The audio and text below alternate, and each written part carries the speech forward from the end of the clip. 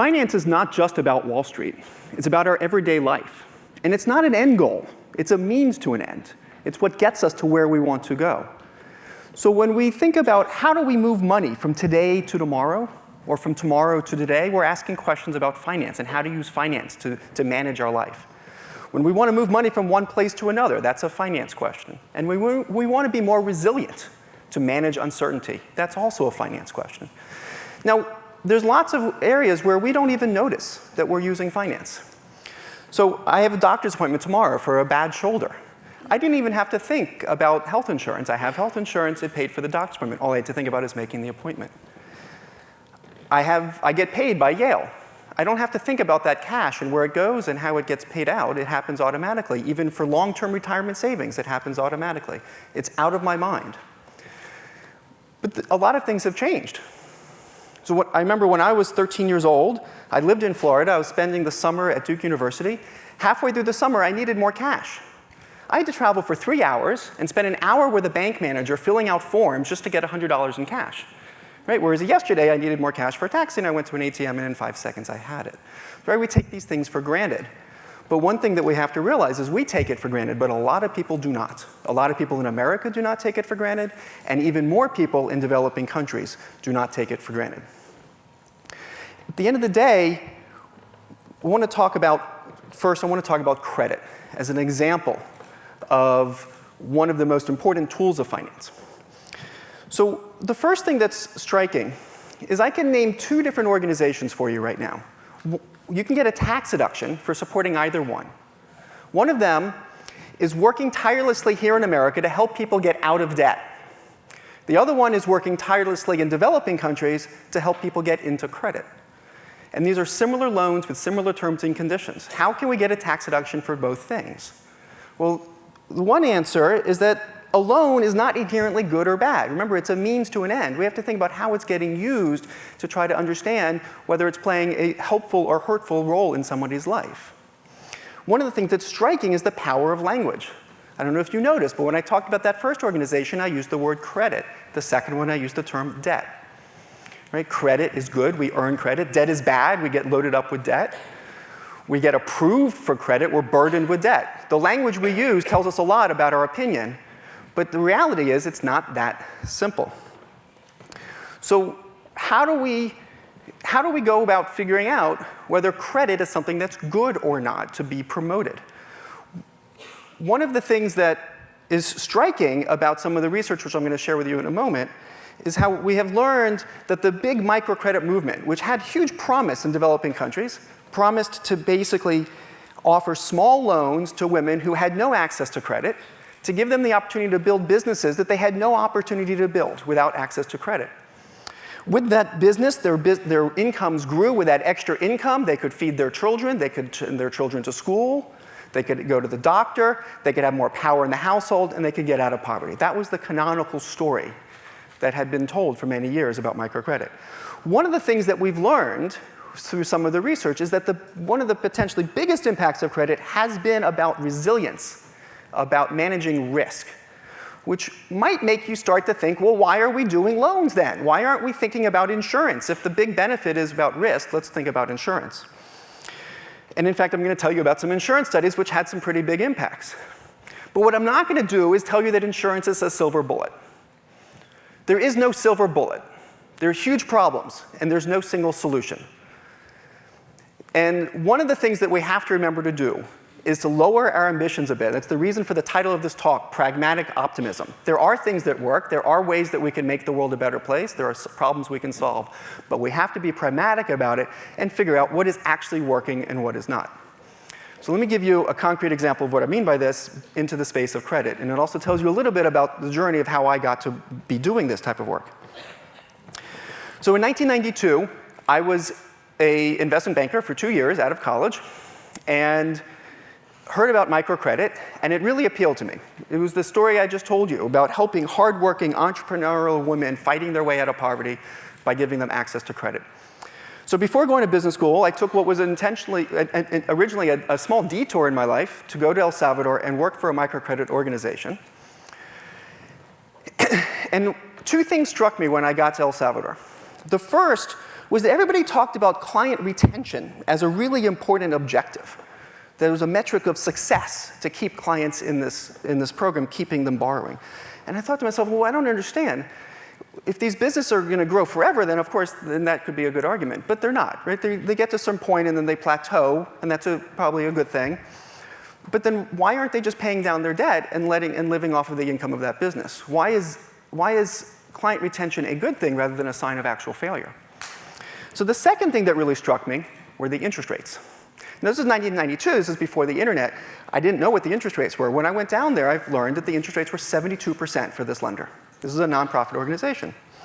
Now, I've since learned that 72% is actually it's not unreasonable, to be perfectly blunt. It's cost recovery, it's expensive to do what they do.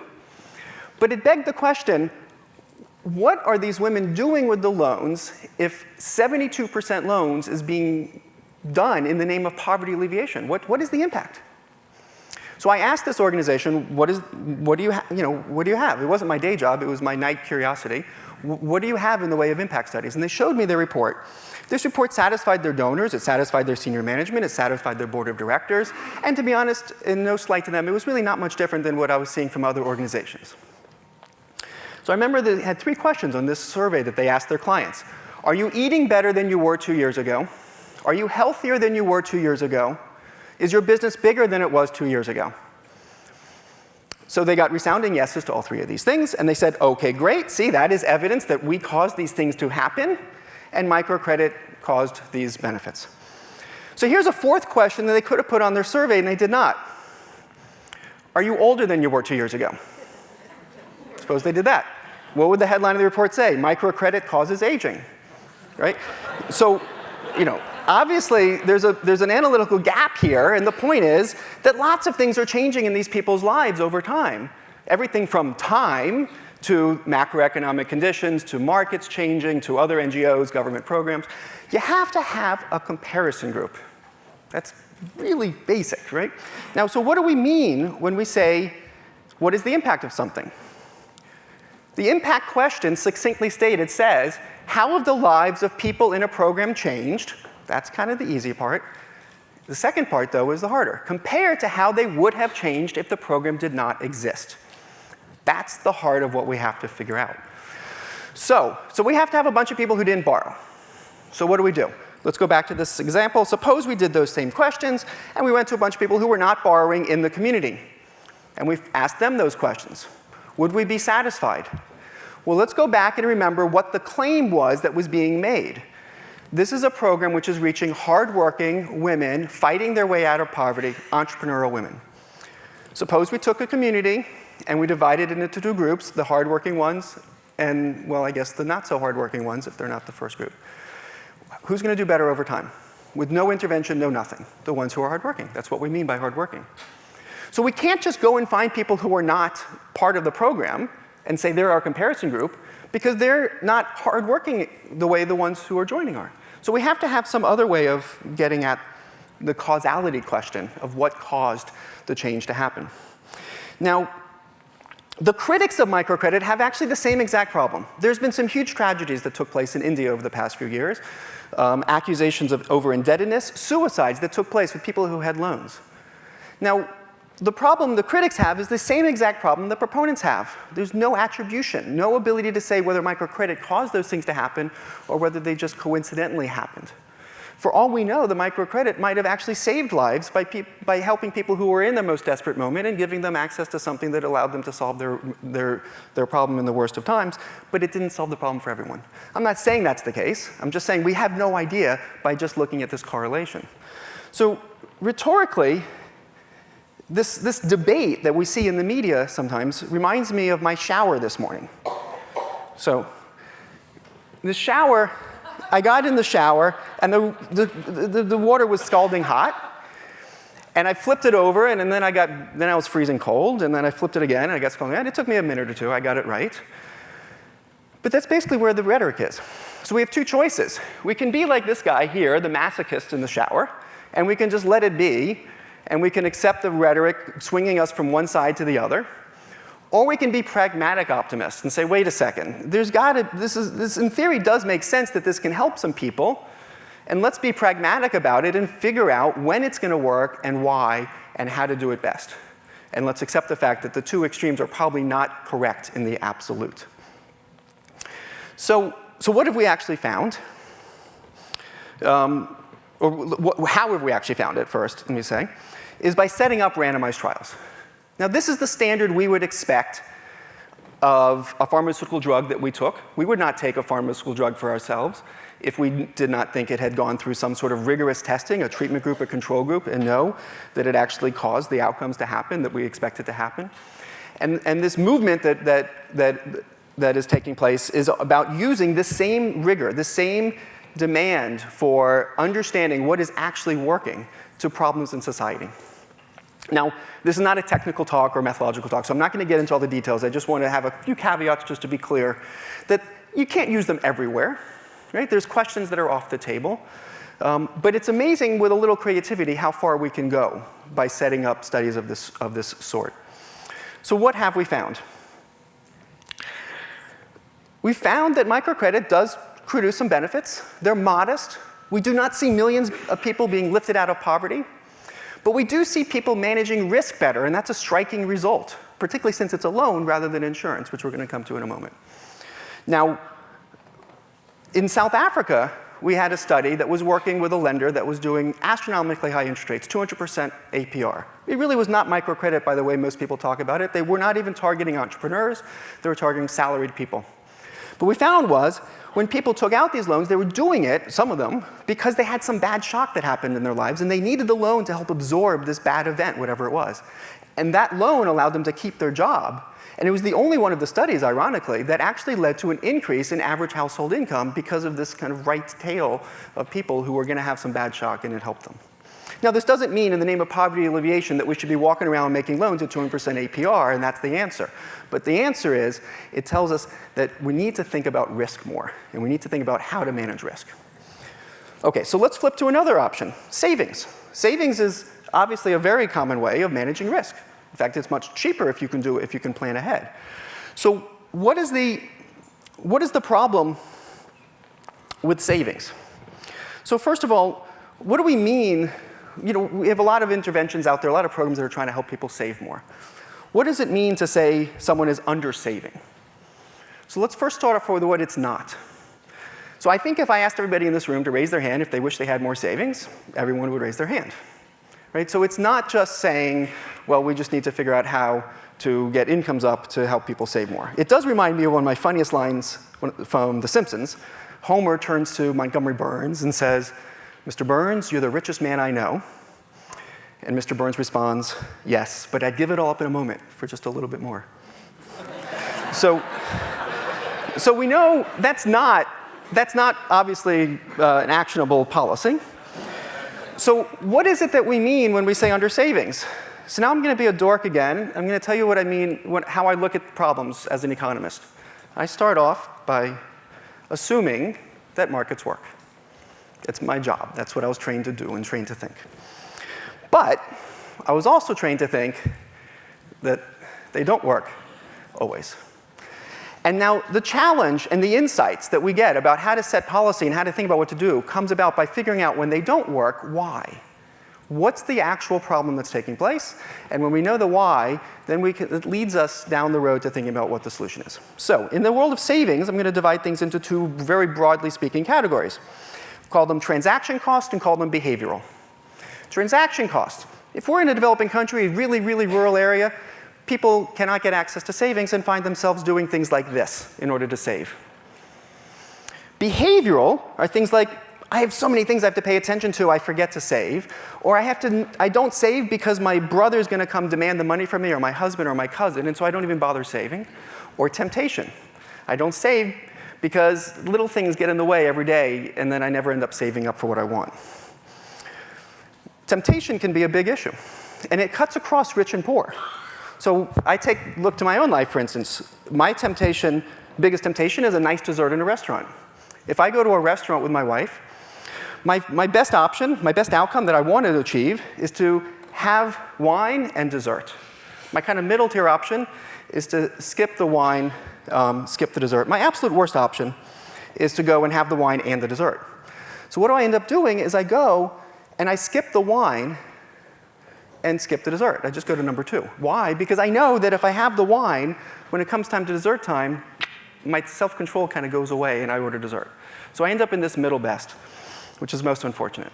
So what I do when I'm out to dinner with a friend is I say to that friend, I'll give you $100 if I eat dessert. Now I can order my wine, because when dessert menu comes, I'm not going to spend $108 on dessert. Right? I don't care how much wine I've had. That's nuts. Now, that's my way of dealing with things, and that's my simple way of tying myself to the mast, like Odysseus. It's basically about increasing the price of your vice, lowering the price of virtue. Now, I can't call the M&M's Mars company up and ask them to raise the price of peanut and M&M's for me because I'm eating too many of them. They won't do that. So how do you go about doing this? There's many ways one can do it. One way that we created is a website called Stick. And Stick allows individuals, we have a few 100,000 users, who can go and sign their own contract, kind of like what I did for dessert. But you can do it over weight loss and smoking. And it also works for positive incentives when there's a third party that wants to see people lead their lives in a different way, like corporate wellness programs. One of the important lessons, though, about behavioral economics is that context matters. Right? It's not so easy to predict what someone's always going to do. It doesn't mean we act randomly, right? But there are deviations, and they're sometimes hard to predict.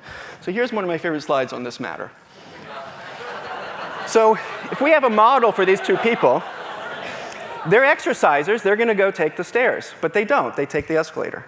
The other important lesson from this is how easy it is to get people to move, to nudge them. A friend of mine put a sign on these that said 7 calories that way. And got noticeably more people taking the stairs. So let me now talk about insurance.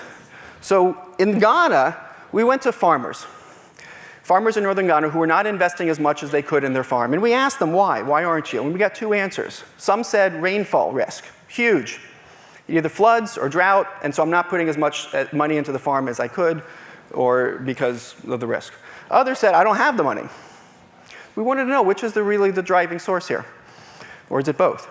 So we set up a randomized trial, and we gave some people rainfall insurance that paid out only if there was a drought or a flood. Other people, we gave them cash. We found that the rainfall insurance made a much bigger impact on getting people to put in more fertilizer, hire labor, and start harvesting fallow land. So risk really matters. But this is not an easy intervention to do necessarily. This is the face of trust. This is Hakeem. He works for Innovations for Poverty Action, the nonprofit that I started in Ghana. Well, we're all over the world, but he lives in Ghana. And he was delivering money to households as part of that insurance. So one of the challenges with rainfall insurance is that, yes, it's there to mitigate risk, but if you don't know what it is, you have to trust the insurance company. That's yet another risk to take on. So someone who wants to mitigate risk might not take it on, not because of the rainfall, because they don't trust the insurance company. So we need to figure out how to clone Hakeem, who goes out in floods and delivers cash to people in order to build trust. So ultimately, these are all different stories about how risk really matters. So that's why I'm going to leave you with 2 thoughts. One goes back to the first part of the talk, and the second to the second. The first is that we have to be humble. We have to realize that we can easily make ideas sound grand. Rhetoric is easy to sound wonderful, but we have to check our emotions at the door. We need our emotions to get us to the door. We're at the door trying to solve problems because of our emotions, because we care. But once we're in that room and figuring out what to do, we got to put our mind on. We got to let our mind guide us towards figuring out what's really working and what's not. And the second is about risk. And it's a recognition that we need ideas from all areas. So we need help in this journey to help manage risk better. We need it from people who are innovators to produce better products. We need it from people who are business innovators to help understand how to run businesses that help manage things like insurance companies. We need communicators who can help sell things better. Take Hakeem, how do we sell rainfall insurance? Right? We need to understand how better to explain that certain products do actually help mitigate risk. And of course, we need more data. And I'm not just saying that because I'm a dork. We need better data to understand what is really working and what is not. Thank you. Thank you, Dean. It's a pleasure.